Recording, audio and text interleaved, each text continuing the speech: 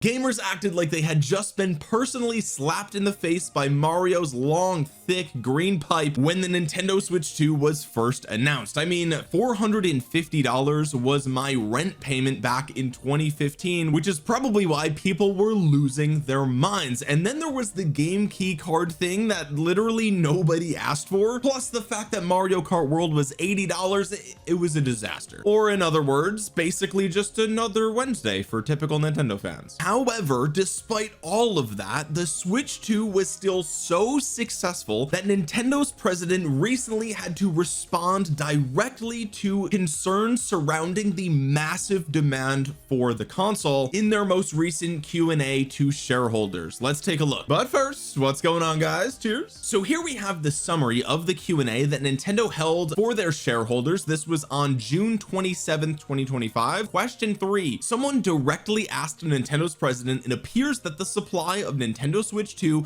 is not meeting demand, especially in Japan. Is this due to insufficient production volume, or was the demand forecast inaccurate? Furukawa, the president, responds, currently for Nintendo Switch 2, demand is exceeding supply in many countries, and we sincerely apologize for any inconvenience this may causing our customers. He literally just said they are suffering from success. Okay, I understand that some of our shareholders and their families and friends might still be unable to purchase Nintendo Switch 2. Remember, this was like 3-4 weeks after launch. Okay, regarding the sales situation in Japan, in early April we began accepting applications for purchase by randomly selecting drawings from people who met certain criteria on My Nintendo Store. The number of applications greatly surpassed our expectations. On April 23rd, I posted a message on X under my name stating that we had received over 2.2 million applications and that a significant number of applicants would not be selected, and I apologized for being unable to meet everyone's expectations. So the demand, even the pre-order demand for the Switch 2, blew the roof off of their expectations here, and this is just in Japan. People are still struggling in early July to get their hands on the Switch 2 in Japan. We will continue to strengthen our production and supply systems to deliver as many Nintendo Switch 2 systems as possible to our consumers. And I want to remind you guys that the Nintendo Switch 2 was probably supposed to come out near the end of 2024, and Nintendo delayed it by many months just so that way they could stockpile as many consoles as possible, so it would be in the hands of actual players a lot more easily and is readily available at launch. And even still, with probably 6 more months of production, they still were not able to meet the insane demand of the Switch 2. Now, official reports stated that over 3.5 million Switch 2 units were sold globally in the first 4 days of the console's launch, and last week we saw what is possibly a slight leak, or at least a hint in the right direction, of how many consoles Nintendo has actually sold worldwide in the first month, which it seems to be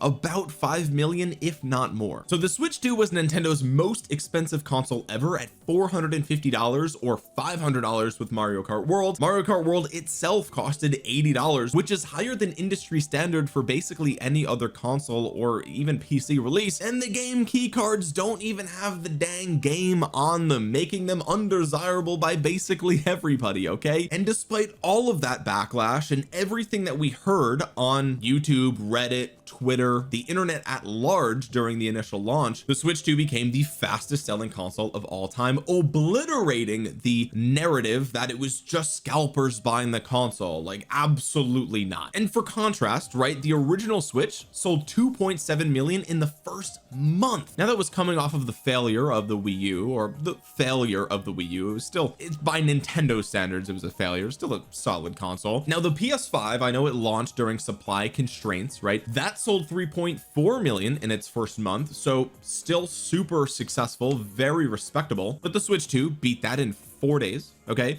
and the PS4, which did not have any supply constraints at all, sold 2.1 million in the first 2 weeks. So you could extrapolate that out. Maybe that's also another 3.4 million in the first month, something along those lines. Maybe it was closer to 4, I don't know. So the question is, how was the Switch 2 so incredibly successful when YouTube, Reddit, and Twitter swore that it would be Nintendo's biggest flop since the Wii U? That's the question that we're going to answer in today's video, but I'm a small YouTuber, so I'm going to have to ask you to like the video before we jump into it. So the first key point here that we have to touch on is, when did the Switch 1 come out? The answer, March 3rd 2017. So that means that it has been over 8 years from the time the Switch 1 launched to the time that the Switch 2 launched. And so casual Nintendo fans and enjoyers who've just been silently playing their Switch 1 this whole time and liking it, they have been eager for an upgrade. They have been dying for something new for over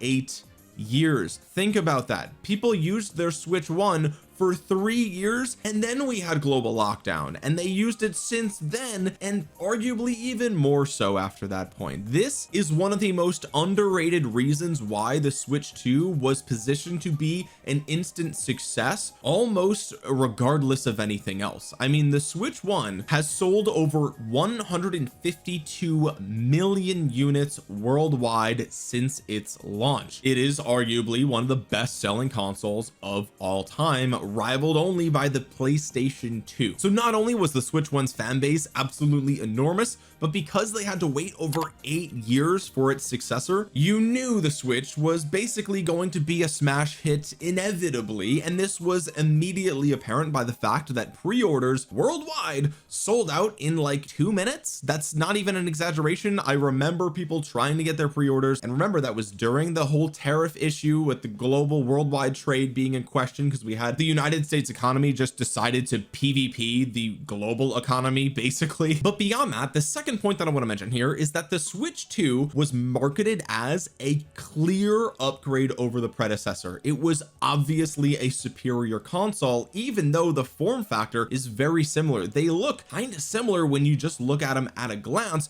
but Nintendo made it very clear that the Switch 2 has a bigger and better screen with an improved refresh rate. Yes, it's not OLED, but compared to the regular Switch or the Switch Lite, the screen is absolutely gorgeous. One of the most important upgrades is that it's 4K at 60 frames per second. Are you kidding me? That's incredible. It comes with a newer, faster processor, which makes all of this possible. It has the new magnetic Joy-Cons with mouse mode, which are incredibly satisfying to click on and off, by the way. But the iconic snap of the magnets made the Switch 2 stand out. It was like, yes, this is different than the Switch 1. And on top of all of that, it had arguably the best backwards compatibility we've pretty much ever seen in a console on day one. The only exception to that might be like the DS maybe, or I mean, I know the PS2 was mostly backwards compatible and things like that, but like Nintendo made sure that almost all of the Switch 1 games worked on the Switch 2 on day one, and some of the games even had free upgrades in terms of performance, like Pokemon Scarlet and Violet. And you combine all that with the fact that it has bigger, faster internal storage, and you have what is clearly a much superior experience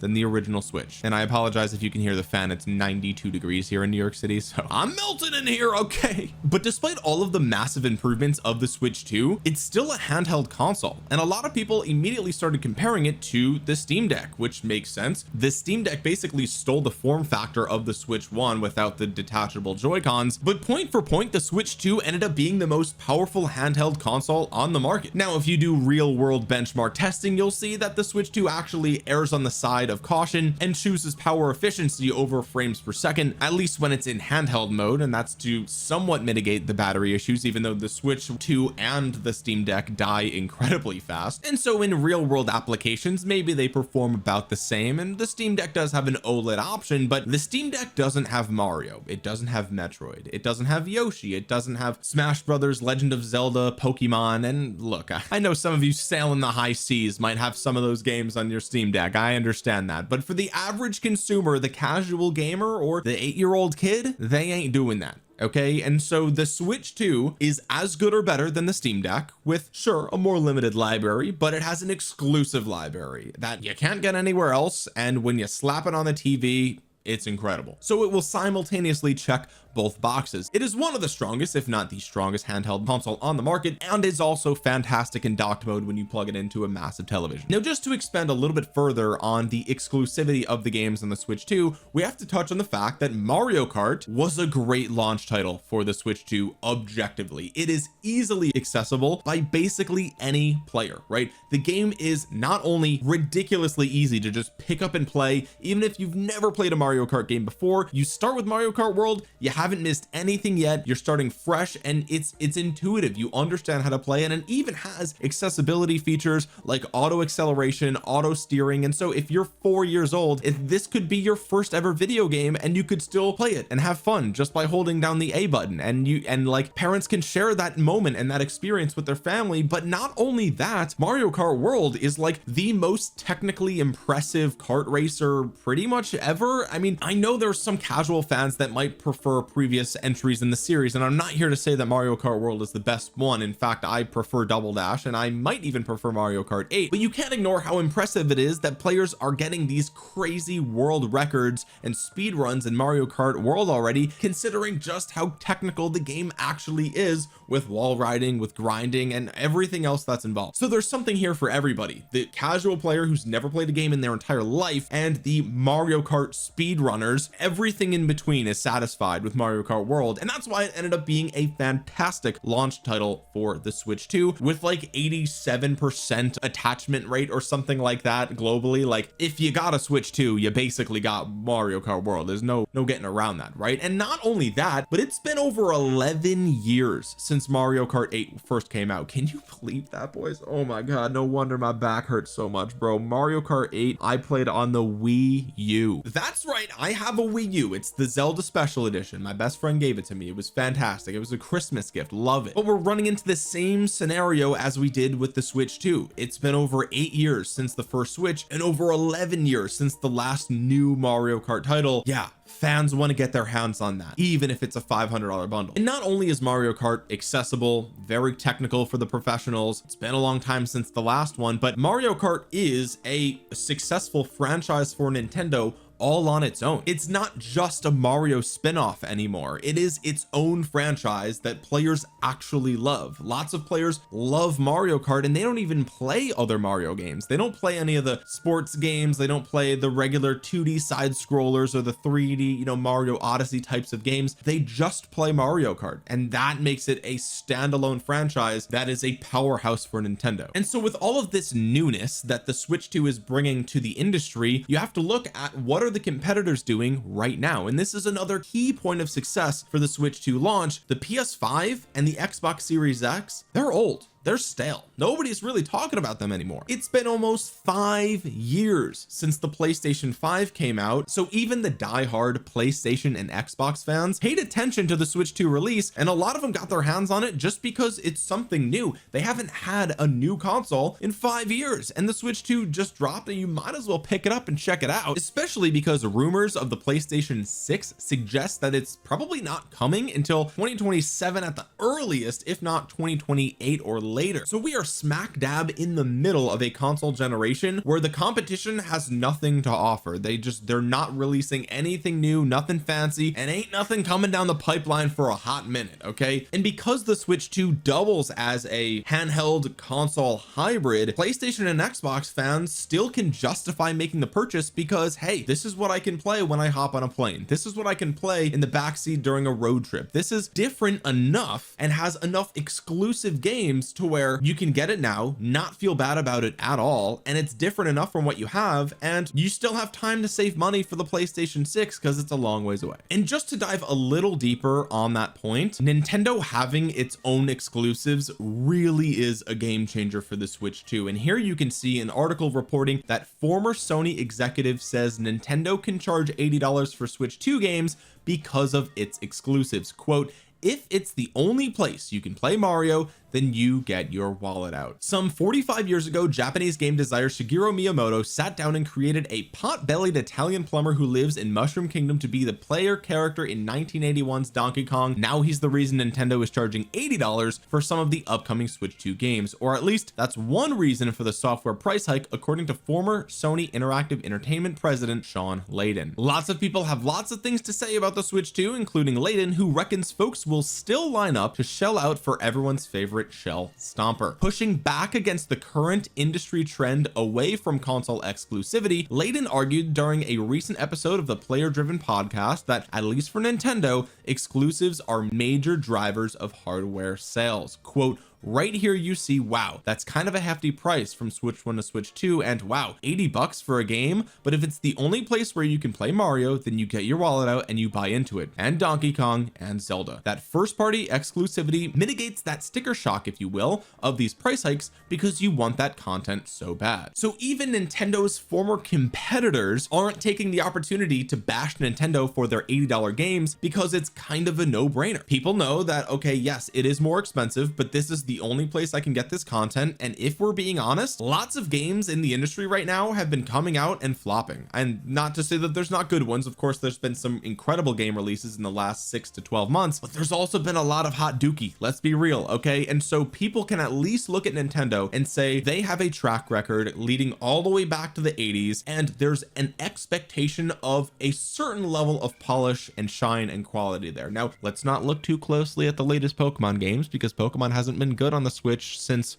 well, Pokemon's not ever been good on the Switch, but the 3DS Pokemon games at least were solid, and everything before that was pretty good too. So besides Pokemon, okay, you can expect a certain level of quality from Nintendo IPs. I mean, Mario Odyssey was fantastic, Breath of the Wild was incredible, and Nintendo made it clear that fan favorite franchises are coming to the Switch too. A brand new Donkey Kong open world 3D platformer, the next Metroid Prime is coming to the console. Even though you could play it on the original Switch, the Switch 2 is going to be the definitive version. It's going to play better, you and I know that. And so in a world where lots of gamers are buying games and being immediately disappointed, I'm talking about games like Concord, Starfield, right? Like these are games that just, they came out, people bought them, they flopped immediately. You couldn't even play Concord like 2 weeks after it came out. So even if you argue that some of Nintendo's franchises haven't been great lately and their best days are behind them, at the very least they're releasing games that you could argue are a 7 out of 10 or an 8 out of 10, when the rest of the industry, it's a gamble. You're either getting an 8 out of 10 game or you're getting a 2 out of 10 game. So there's more consistency with Nintendo titles, and because they're exclusives, people are going to spend the extra money, even if there's not a massive launch lineup right now. You know what I mean? Like right now we only have Mario Kart World. We're going to see Donkey Kong Bonanza in, you know, a week or so, which is I'm excited for that. But people know that, okay, I'm going to spend $450 or $500 right now, and I know in the future there's going to be games, and I will eventually get my value out of this console. And you can't really say the same for other consoles, because I mean, the exclusives from Sony and Microsoft, let's be real, they're just not stacking up to Nintendo. They're just not. I'm sorry, I know, and you might have one that's your favorite, and I get that, and I'm not saying that they're all bad, but I'm saying it ain't Nintendo. You know it, I know it, everyone knows it. Let's be intellectually honest here, okay? Nintendo's built different, as much as we all hate to admit it. Now I want to shift gears a little bit here and discuss a key point of the Switch 2's success that I find is the most interesting point, and that is how they dealt with the online backlash. Nintendo is absolutely based. They did the exact same thing that they always do with online backlash, and they just completely ignored it. They did not acknowledge it. They did not respond. They literally pretended that it wasn't happening. In fact, let's take a look at the analysis from Kit and Krista, who are two former Nintendo employees. They used to do what's called Nintendo Minutes. It was a small talk show that they were a part of, and now they have their own YouTube channel. And so these two people worked for Nintendo, I think for over 10 years apiece. Like they are actually Nintendo insiders, and this is what they had to say about how Nintendo dealt with the backlash for the Switch 2. It's not like they had some kind of like knee-jerk reaction to this very like vocal backlash and did anything. They made a decision that they were not going to engage on these topics, which is very much in line with what they have always done, which is just sit it out. Because it could have been, the other scenario is like, you know, jerks like us on the internet. Nintendo responds to pricing backlash. And every YouTuber and their mother with the shocked face, they go, oh my god, Nintendo's charging how much for the Nintendo Switch 2? Oh my goodness. And it's just like you're just in this endless cycle of like you respond, people get mad, you respond again, people get more mad, and it's like, what are we doing? Yeah, honestly, it is an endless cycle because negativity gets way more clicks online than positivity. Everybody knows it, and that's why the news is negative forever. They almost never report on positive things because even when they do, people don't really care as much, right? We have a negativity bias built into our brain stem as human beings, okay? And so making a video bashing Nintendo is always going to get more views than a video that's praising Nintendo, which is why this video that you're watching right now might be flopping. I don't even know, but if you made it this far, hopefully you've at least liked it to prevent that from happening. I don't know. It's like when we were inside the company working on the comms team, and there would be things like this, not related to launches, but like things like this will come up all the time. There's always like going to be like some issue that will pop up, and there was always a discussion of like what should the response be, and I'm telling you 99.99999% of the time the strategy is do not engage. Yes. Based, absolutely based. That is the correct. You know what? I'm going to start implementing that into my own life. If there's any negativity that comes my way, unless it's actually constructive criticism, I'm simply not going to, I'm not going to engage. I'm just not going to do it. I mean, it's worked for Nintendo for 45 years. I think maybe we should all take a page out of Nintendo's book and just ignore online negativity entirely. Do not pretend it didn't happen. Yeah, they know something about human nature, which is not always a comfortable thing, but it is a true thing, which is like if you just wait, people will forget. Most people will not be mad anymore. Bro is spitting. People have an attention span online of like 48 hours, okay? Maybe 72 if it's a real big controversy. But after that, we moved on. There's something else. There's new headlines. There's crazier things happening. It is what it is. You just wait for that weekend to blow on, and people are back to work on Monday. They completely forgot about it because Elon Musk tweeted something, or some other game studio got fired, or Asmongold reacts to something about there being trans people in video games, and everyone just gets mad about something else for some reason, and you just completely forget about it. It ain't a big deal. There are some people who will perpetually be mad about something, but not enough to affect you. But the number of people who are mad like a month later, it's going to be a lot smaller. It's almost zero. And those people that are perpetually negative, you can't appease them anyway, right? I think this is what Nintendo has actually learned, is that if you spend your time catering to those people, they're just going to find something else to complain about. And honestly, they're probably not your core audience anyway. If they're complaining about the HDR on the Switch 2 is like, oh, it's not as good as it, they're not your customer. They're not your customer. They weren't going to buy the Switch 2 anyway. No one cares about that. Okay. The casual actual players of the Switch 2 don't even know what that is. They don't care. Okay. That's not even a point on the graph for them. Okay. That will never be a part of their purchasing decision. That is only something that people know about if you watch Digital Foundry and you're like the 0.00001% of chronically online people. And I'm going to be real. I'm one of them. Okay. I'm chronically online. I've been chronically online on YouTube since 2008. Okay. Real, recognize real. I'm negative. I'm trash. I'm garbage. Just like you guys leaving the hate comments. Okay. And that's how I know that this dude is spitting. That's how I know Nintendo is based. They're doing it right. They're doing the right thing. Just ignore the backlash. Unless it's actual constructive criticism, throw it in the garbage and let the numbers speak for themselves. And boy, did the numbers speak for themselves. Over 5 million alleged units in the first month. That's crazy. Massive success. That's something they understand really well. They don't feel that pressure that a lot of other people or companies do feel. They do. Yeah, like, exactly. Oh, we just have to do something. We have to say something. They don't have like any human emotion. It's like, no, I'm telling you this from a, I'm not saying this to be like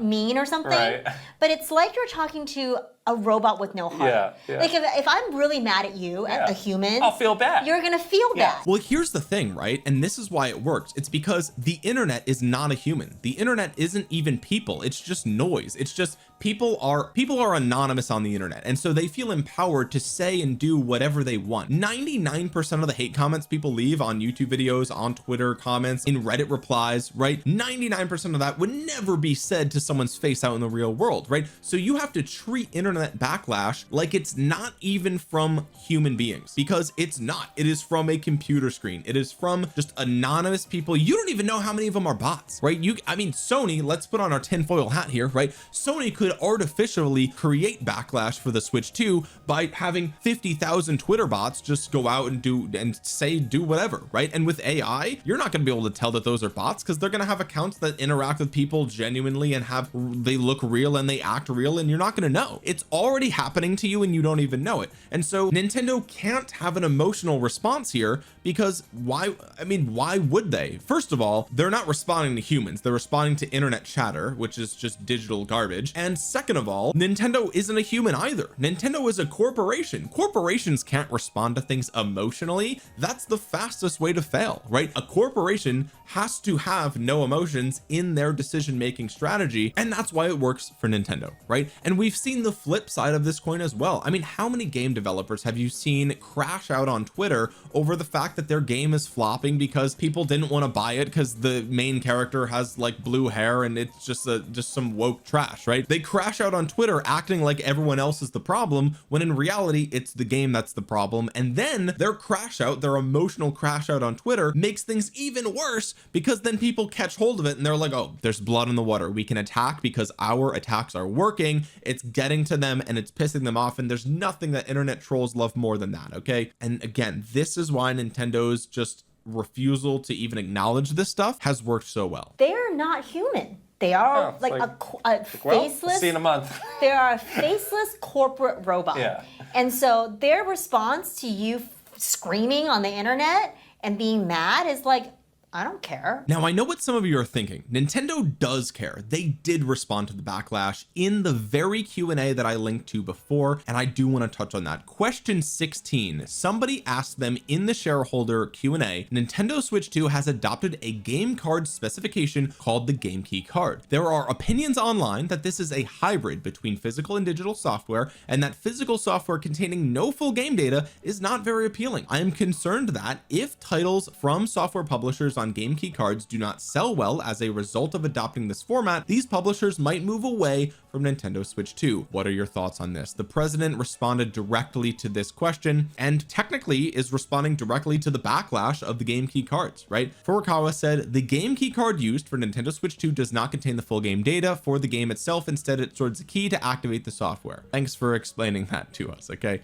an internet connection is required for downloading the data for the game the first time you play it. Subsequent gameplay does not require an internet connection, but the Game Key card must be inserted into the system. This is one of the new software distribution methods we have introduced to accommodate the larger game data sizes on Nintendo Switch 2 compared to Nintendo Switch. Software can be released in various formats, and we will continue to work closely with software publishers on many fronts to ensure they actively support our platform. And this is the other thing too that I think people are, people were quick to jump the gun on the Game Key cards, and arguably for the right reasons, right? I mean, the Game Key cards, it's ridiculous. Let's be real. They are serving nobody. There is no customer that wants a Game Key card, right? It doesn't serve the physical media collectors because there is no physical media there. It's just a piece of plastic that's useless. You would have faster load speeds downloading it digitally, like objectively, right? Like menu load times are faster without the Game Key card. So there is an advantage of going digital, and you don't have to go leave the house for digital, and you don't have to keep the key card in there for digital. So it's like digital game enjoyers aren't going to get the key cards either because it's a downgrade for them, right? And so the Game Key cards don't serve anybody. But what people are forgetting is that Nintendo can just use this as a test to see, will this work or will this not work, right? And I think what they're starting to realize is that it's really not for anybody, but what we really need is to see how the rest of this year plays out. We need to see how the rest of the third-party developers implement the Game Key cards, and will they actually sell if the games on the key cards are new games, right? Because we saw the launch of the Switch 2 had old third-party games that everyone's already played before at a much cheaper price on a more powerful console. So of course they were going to sell poorly. It basically has nothing to do with the fact that they were on Game Key cards. But if brand new third-party games come out and they're on key cards and flops because of the key cards, then you know that Nintendo's not going to keep doing that, right? They are going to operate in their best interest, and what's in their best interest is to make sure that all of the third-party publishers are accommodated sufficiently, and they could just release smaller or bigger game cart sizes so that way the games could actually be on the cartridge like they were for the Switch 1. And honestly, I do think that they have a point here, right? Because if you think about Call of Duty on the PlayStation 4, the PlayStation 5, these are games with hundreds of gigabytes of data, right? Like they are absolutely massive, and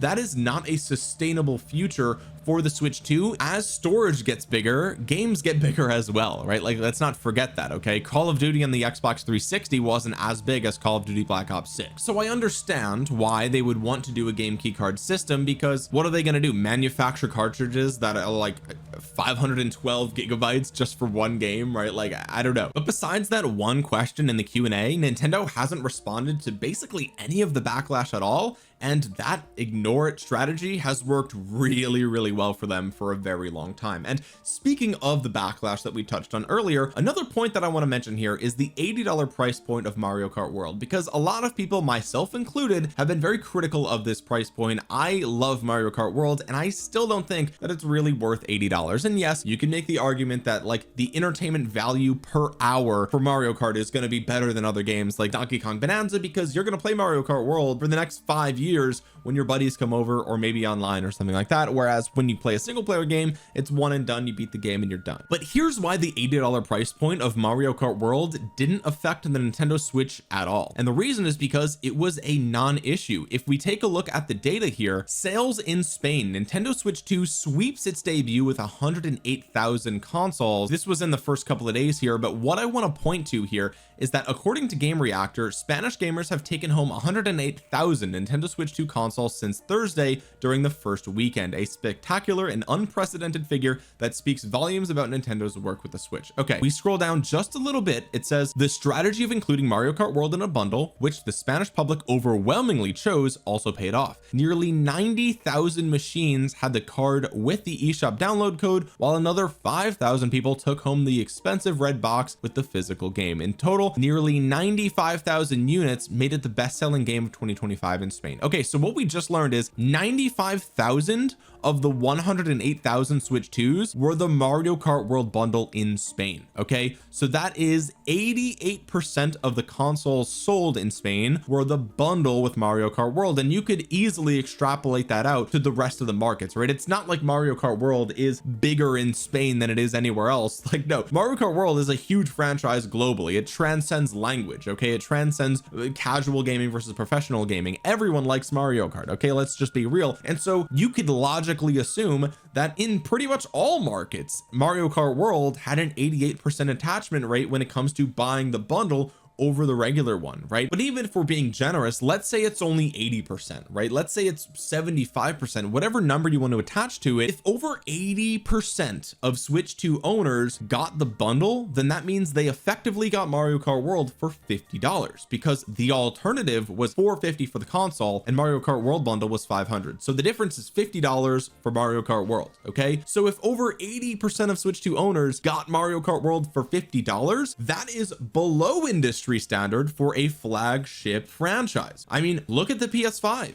Most big franchises come out at $70, $60 if you're lucky, but mostly industry standard is $70 now. So to get Mario Kart World for $50, which over 80% of customers did, that's actually a good deal. Almost nobody spent $80 on Mario Kart World, right? And for those that didn't get the Mario Kart World bundle, it's probably because they didn't care for Mario Kart to begin with. So the other 12% of people, it's most likely the case that they didn't get the bundle because they didn't want Mario Kart World, and so those people didn't spend $80 on Mario Kart World either, right? It was their choice to not get Mario Kart World, and so why would they spend $80 on it, right? Now, of course, there's a few people that fall in between the cracks. Their local store only has the regular Switch available plus a physical copy of Mario Kart World. Okay, fine, those people unfortunately had to spend $80 on Mario Kart World, sure. But again, for over 80% of people, they didn't spend the $80 on Mario Kart. Almost nobody did, and so it was a non-issue. No one cares that the price point is $80 because no one paid $80 for it. Now, first-party $80 games could be an issue in the future for sure, but so far it hasn't been an issue. And the next big title for Nintendo is Donkey Kong Bonanza, which isn't $80, it's $70. And then we look at Metroid Prime 4. Well, okay, is that going to be $80? I mean, it's technically a Switch 1 game, and it also falls in the same category as Donkey Kong Bonanza in the fact that it's mainly a single player game, right? Like, yeah, there might be co-op for Donkey Kong, but it's not Mario Kart World. It doesn't have that online connectivity, or at least not to my knowledge. I mean, we'll have to see when Metroid comes out, but I don't know. I'd be willing to bet that Metroid Prime 4 is also a $70 game. We'll have to wait and see. And the best part about these first party games, even if they're $80, they aren't game key cards. So it's not like both issues plague all Nintendo games, right? It's not like the first party games are $80 and their game key cards. They're not, right? The first party Nintendo games are fully on the cartridge, at least so far from what we can tell. So the only game that most people got for the Switch 2 was Mario Kart, and they got it for $50. And for those of them that bought the physical edition, they didn't get a game key card, they got the full game on the cartridge, right? And so pretty much nobody actually cared about the game key cards because nobody bought any of them, right? So that issue has not affected the mainstream at this point in time. Now the last 2 points I want to touch on here that I think were key to the launch of the Switch 2 is that, one, the success of the Switch 2 and the Switch 1 was global. It wasn't like the Switch 2 only appealed to the Japanese consumer or to the US market or whatever the case might be. This console launched for everybody, and the response to that was everybody bought it. And the last bullet point that I want to touch on here is that the console, and this is easily the most important one, right? So if you made it this far into the video, you are now getting the secret to the Switch 2's launch, and that is the fact that the console was available at launch for your regular consumer, which is very rare these days. We live in a world where adults are beating each other up at Costco for Pokemon cards, or they're stealing Labubus from your front porch when you order it from Pop Mart, right? Okay, so we are living in a world where like there is artificial scarcity in all of your favorite hobbies, and so the fact that the Switch 2 produced enough, there was enough units available on launch weekend and launch day even, that people could just go to the store and just buy it without waiting overnight, without waiting in a long line. They could just go to the store and get it. That is the number one most important point on the graph when it comes to the success of the Switch 2. This is something that you couldn't say for pretty much any other launch in recent history, right? Whether it's because of lockdown and supply constraints and things like that, whatever the reason might be, I'm not saying it's all artificial, but the point is, I remember when the Wii came out, okay, in 2007 or whenever that was, and that Christmas it was really hard to get your hands on a Wii, and luckily I'm absolutely blessed that my dad was able to get me one that Christmas. It was incredible, right? The Wii launch was so good. But my point is, Nintendo did the right thing by making sure that they launched at a time where it's summer vacation and they had months and months and months of stockpiling this console, so people were able to get their hands on it and play it. And that's it. I mean, it was a perfect storm for the Switch 2. And I think that when you look back in hindsight, even though there was so much online backlash for the Switch 2, its success was basically guaranteed and inevitable. Anybody that genuinely thought the Switch 2 was going to fail simply wasn't paying attention. They simply didn't do their homework. They don't understand consumer behavior. They don't understand why people like Nintendo consoles. For every one person that cares about game key cards, there's 50 people that don't even know what that is, and they still bought a Switch 2, right? That's the truth behind it. And I think a lot of people get stuck in the online echo chamber, and you know, the algorithm plays a big part of this, right? You interact with all these different Twitter accounts and YouTube channels when they post these negative things about the Switch 2, and as you interact with more and more of that content, the algorithm's going to show you more and more of that content. And so people get into this mindset where they're like, oh my god, everyone hates the Switch 2, oh my god, it's so bad, there's so much backlash, oh my god, it's gonna fail. And it's like, no, actually you're kind of just in your own echo chamber, right? And the real world is at work. Everyone's at work. That people are just living their own life, and they're able to get a Switch 2, and they got it because their kid is 4 years old and it's their first console, and they can play Mario Kart together with their parents, and that's fantastic. So I just wanted to make this video to kind of document in real time, now that it's been over a month since the Switch 2 came out, I wanted to document exactly how this went down so we can finally lay this to rest and we can stop speculating on whether the Switch 2 is the next Wii U, right? The launch was massively successful. The online backlash didn't matter at all, and anybody who was paying attention kind of saw that coming from miles away. Anyway guys, if you made it to the end of this video and you enjoyed it, drop a thumbs up. Really helps out the channel a ton. It helps push this video out into the YouTube algorithm so other Nintendo fans might see it. While you're down there, comment down below your thoughts on the Nintendo Switch 2. What do you think about the massive success of the console? Did it surprise you or not? Let me know in the comment section below, and while you're down there, consider subscribing to the channel and clicking the bell to be notified the next time I upload gaming news. And with that being said guys, thank you so much for watching. This has been Omniarch. I will talk to you guys again soon. Peace.